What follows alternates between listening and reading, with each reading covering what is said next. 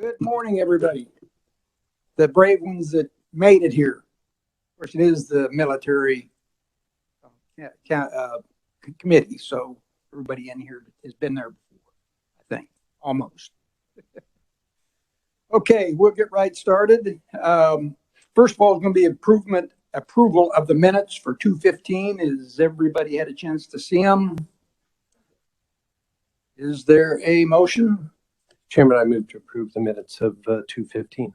Okay, Representative Clifford and Representative Johnson seconds. All those in favor, raise your right hand. Aye. Opposed? Minutes are accepted. Moving on from there, we have a guest speaker this morning, Major Carrie Beth Newholt. I hope I pronounced that right. From the Kansas National Guard, and we'll be looking forward to hearing what you have to tell us. Major, thank you. Thank you for being here, braving the ice and storm and everything else. Okay. Mr. Chairman, members of the committee, Major Carrie Beth Newholt. I work for the Adjutant General's Office, and I do this.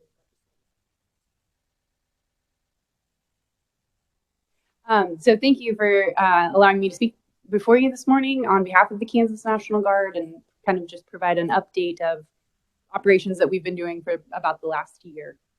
I'd like to start with just thanking you all for your support of our men and women in the Kansas National Guard.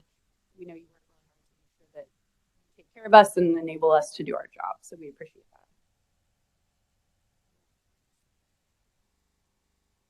Should have a hard copy slide deck there in front of you, and there's a few data points on there, but mostly pictures. So I'll start with just slide number 2.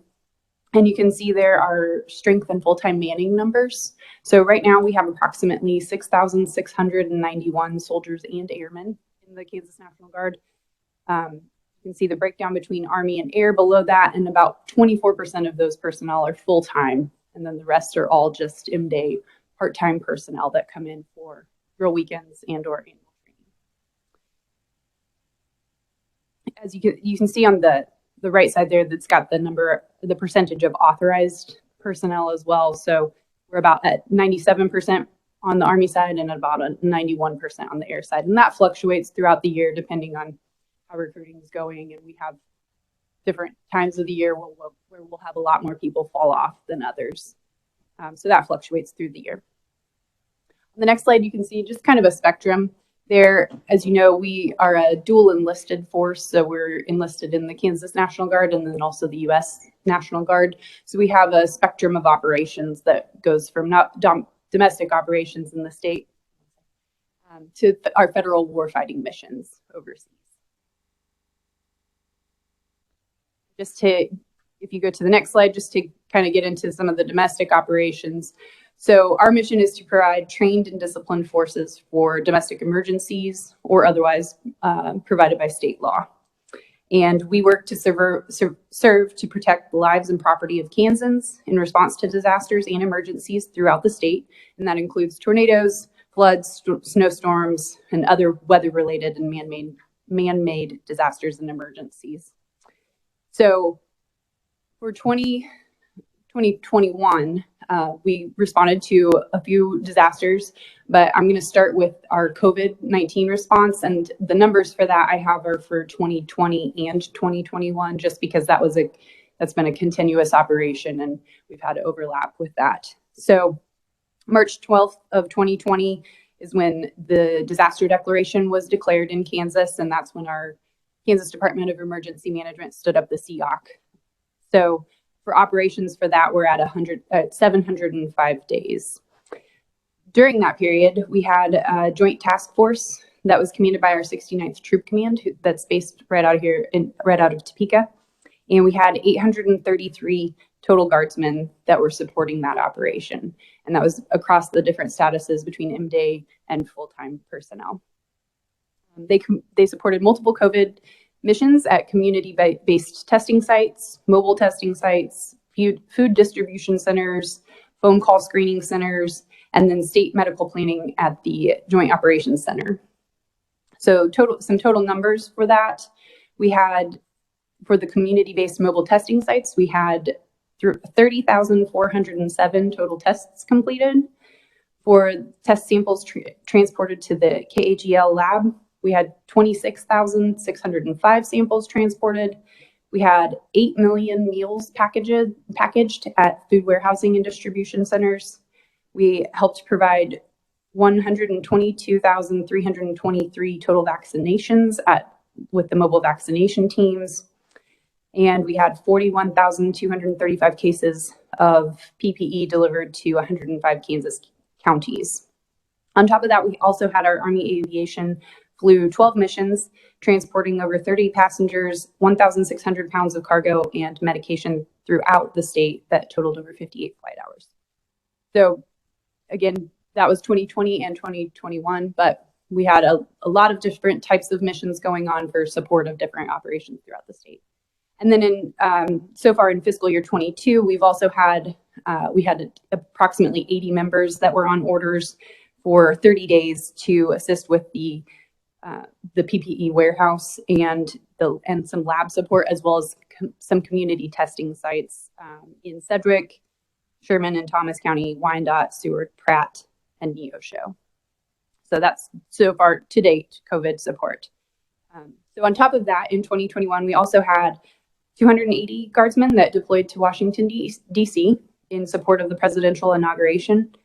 And then we had 50 members who volunteered to stay on for an additional time period about through the end of March to help provide security for the SCOTUS building. So that's where we were positioned at during that support.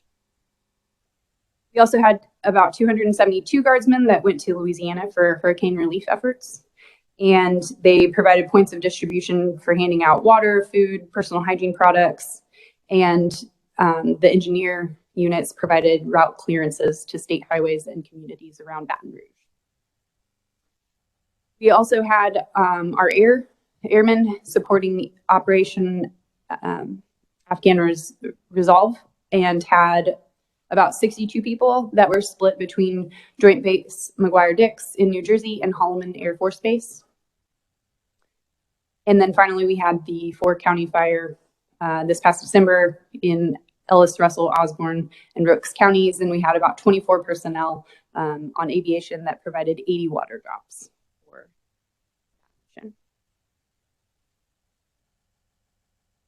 On the next slide, you'll see just a map of the Kansas Army facilities. So we have 38 facilities across the state, and those span from down in Liberal all the way up to Hiawatha and down to Pittsburgh. So completely across the state. And those are where our members drill for their weekends. And they all fall underneath, we have 5 major commands. So all the units will fall underneath one of those 5. During fiscal year 21, we deployed and or redeployed 5 different units that consisted of approximately 600 members. So starting in April of last year, we had the 169th Combat Sustainment Support Battalion returned from Fort Bliss, where they had been doing COVID support of units demobilizing. In May, we had the 891st Engineer Battalion return from support of Operation Spartan Shield, Operation Freedom Sentinel, and Operation Inherent Resolve.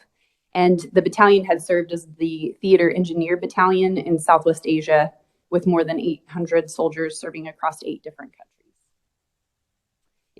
In October and November, we had the 772 Engineer Company and the 137th Transportation Company return from Southwest Border Operations.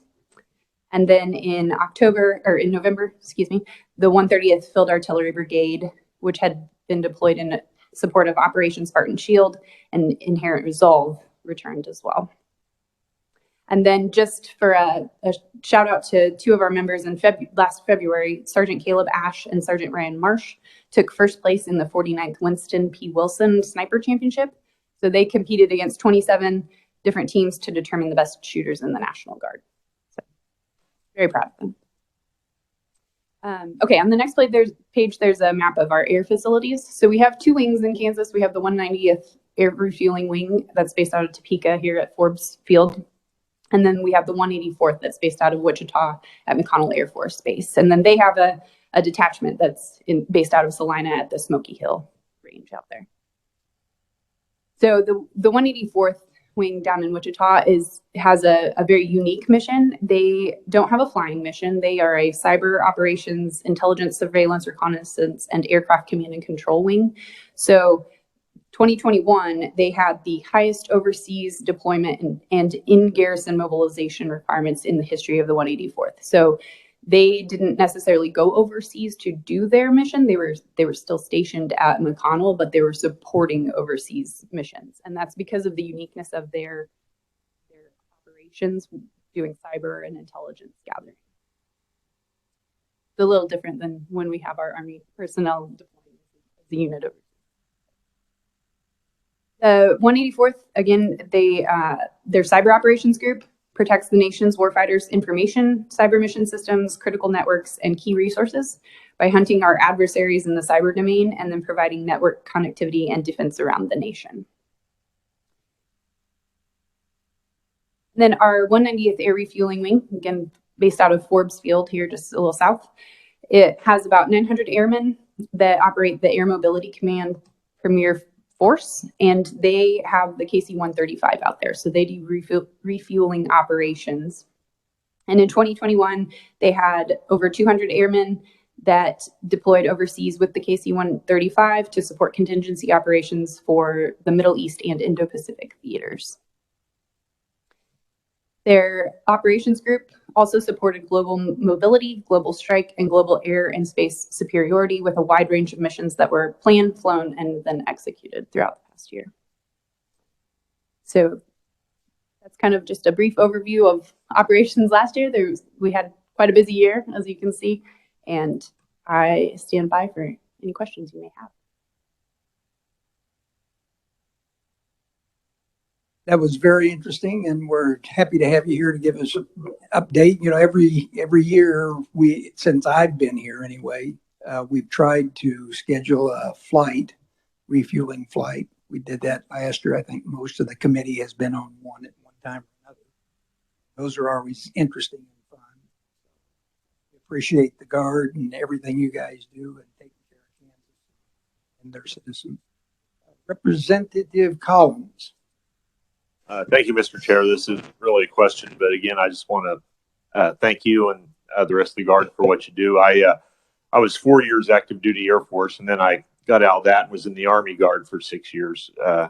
So I did really enjoy that time, and I did go on the KC-135 ride a couple of years ago, and that's just something I'm going to remember the rest of my life. And also got a ride in a Black Hawk helicopter, and that was memorable too. So and a lot of people don't understand what the Guard does. They think they just go in, 1 week in a month and just goof around, and there's a lot more to it than that.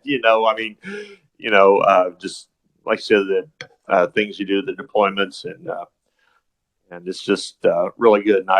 And I know now, they had educational benefits and when I was in, but just nothing like what they have now. And I just think it's great. And any young person that needs help with education, I always tell them, go check out the Guard. Representative Clifford. Thank you, Mr. Chairman. And thanks again for the briefing, Major Newholt. I've served the last 7 years as a county commissioner, so I'm new here in the legislature. And we benefited in Finney County from the presence of Guard personnel, excellent medical personnel. I'm curious about the communication link because they were literally flown in, no notice, to Finney County. We have the largest meatpacking plant in the world, Tyson, and there was certainly national interest about keeping the meatpacking plants open. And once we realized they were there to help, it was wonderful. But what's the chain of command to get from the Guard to state emergency management to local emergency management? Where's the link? I'm curious about that. Thank you.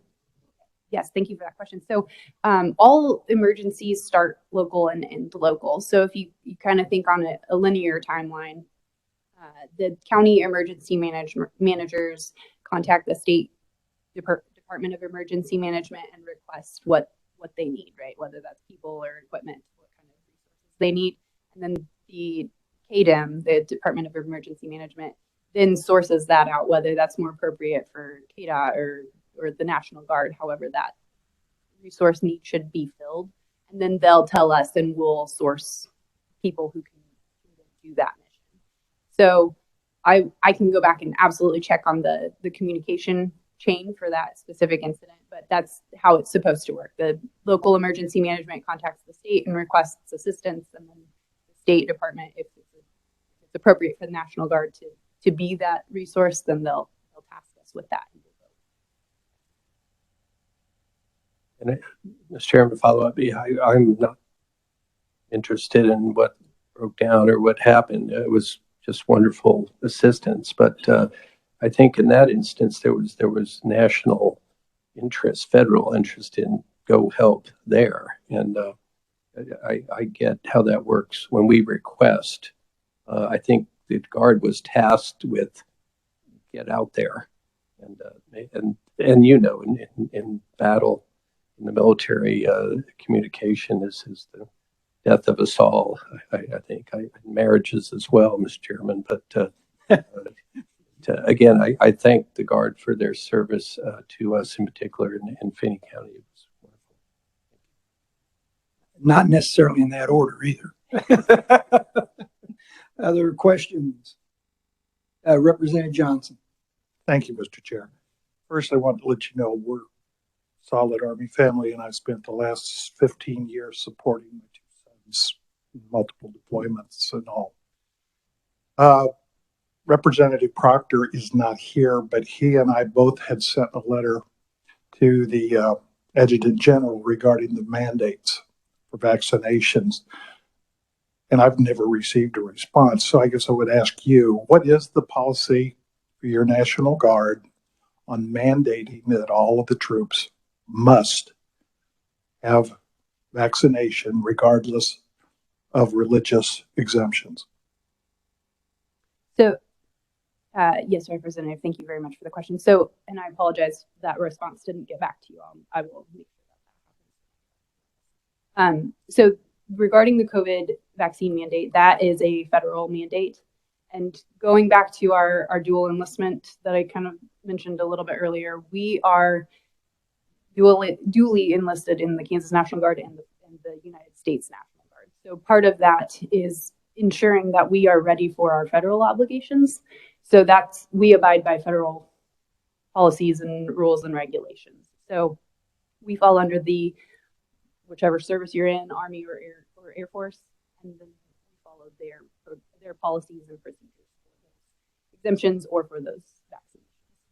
But I understand that follow-up with that is that the attorneys have ruled that you are funded by the state of Kansas and you come under our guidance and our pay. And at the time, unless they are called up, they are not subject to that. And then subsequent legal rulings have shown that the exemption should have been granted according to court rulings.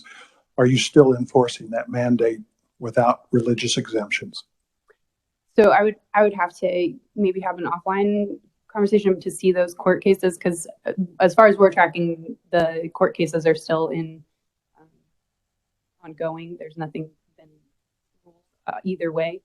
So we are still following the Army and the Air Force's regulations on those processes regarding the exemption process. So you're, regardless of your state status, you're going to go ahead and follow. Is that what I'm hearing? Yes, sir. So the funding, we are funded, 99% of our funding is federal funding. So yes, we are state funded if we are in a state active duty status. So like the domestic operations that I spoke about earlier, those are funded by the state government, but 99% of our funding comes from the federal government. Thank you, and I appreciate, those are hard questions. I appreciate your answer.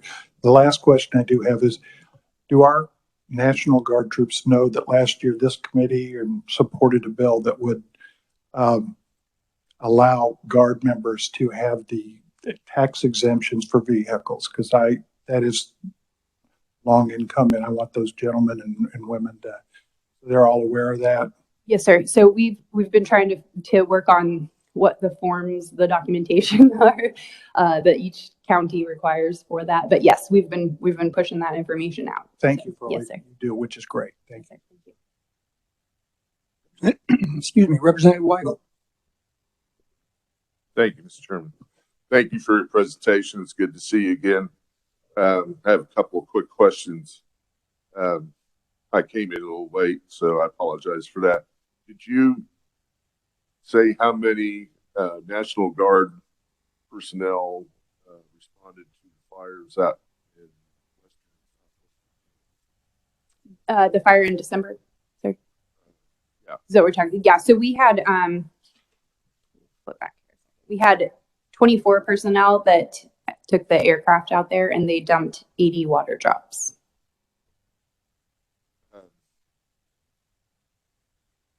Do they coordinate with the local emergency management, like the county emergency management people, on how they're going to operate, or do they just have their own mission? They go out, we're going to drop some water, or No, sir. a little bit more detailed on that. I'd like to know.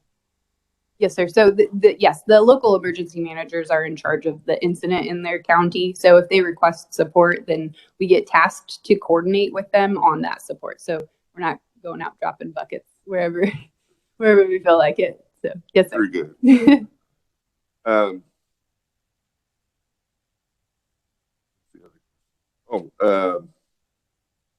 On the aircraft, on the Air National Guard side, are those? I used to be in the air. When Representative Collins was saying he was in the Guard for 6 years and 2 or 3 in the Army, Air Force. I was 3 years active duty and a year in the Air Guard, so kind of the same difference. They are the KC-135s out here at Forbes. Are they still under Strategic Air Command out of office? So when they get their orders to fly, when I was out there, we always had to have 2 alert birds ready to go, and day or night, crews go out there and they're gone wherever they go. So I was just wondering if they still operated under those. Yes, sir. I could have an offline conversation. Thank you.